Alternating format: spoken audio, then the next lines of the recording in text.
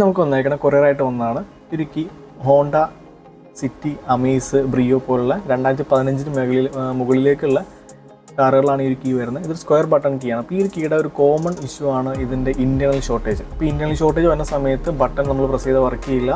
അതേപോലെ ആ red light indication ഉണ്ടാവുക. ചില വണ്ടികളൊക്കെ ഇൻഡിക്കേഷൻ കത്തിക്കൊണ്ട് തന്നെ നിൽക്കുമായിരിക്കും. അപ്പോൾ ഈ സമയത്ത് നമ്മൾ വണ്ടി സ്റ്റാർട്ട് ചെയ്യാൻ നോക്കിയാൽ സ്റ്റാർട്ടൊക്കെ ആവും, പക്ഷേ നമുക്ക് സെൻട്രൽ ലോക്ക് കാര്യങ്ങളൊന്നും എന്ത് ചെയ്യില്ല, വർക്ക് ചെയ്യില്ല.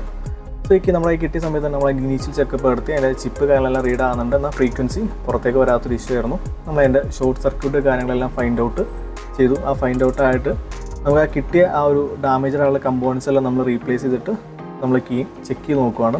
നമ്മൾ കീ ചെക്ക് ചെയ്യുന്ന സമയത്ത് ഈ ഒരു കീയുടെ കോമൺ പ്രോബ്ലം ആണ് ഇതിൻ്റെ പവർ ഷോർട്ടായിട്ട് നിൽക്കുക. അതുകൊണ്ട് നമ്മൾ എഗെയിൻ കുറേ തവണ ഇതിൻ്റെ സ്വിച്ച് പ്രസ് ചെയ്തൊക്കെ ഈ ഷോർട്ടേജ് ഉണ്ടോ ഇല്ലയോ എന്ന് കൺഫേം ആക്കി നോക്കും. അതുപോലെ തന്നെ ഇതിൻ്റെ ഒപ്പം വന്ന ബാറ്ററി, ഇതിൽ യൂസ് ചെയ്യുന്ന ബാറ്ററി അല്ല, നമ്പർ വേരിയേഷൻ ഉണ്ടായി.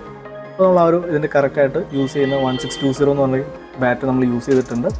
അതുപോലെ തന്നെ ഇത് നമ്മുടെ വർക്കെല്ലാം കഴിഞ്ഞ് കഴിഞ്ഞിട്ട് ഇതിൻ്റെ ID റീഡ് ചെയ്യുന്നുണ്ടോ, അതേപോലെ ഫ്രീക്വൻസി കാര്യങ്ങളെല്ലാം വർക്കിംഗ് കറക്റ്റ് ആണോ എന്ന് ചെക്ക് ചെയ്ത് നോക്കിയിട്ടുണ്ട്. അപ്പോൾ ഇത് കംപ്ലയിൻറ്റ് കോമൺ ആയതുകൊണ്ട് തന്നെ നിങ്ങൾക്ക് ഈ ഒരു പ്രോബ്ലം ഉണ്ടെന്നുണ്ടെങ്കിൽ നമുക്ക് അയച്ചെന്ന് റെഡിയാക്കി എടുക്കാനായിട്ട് സാധിക്കുന്നതായിരിക്കും.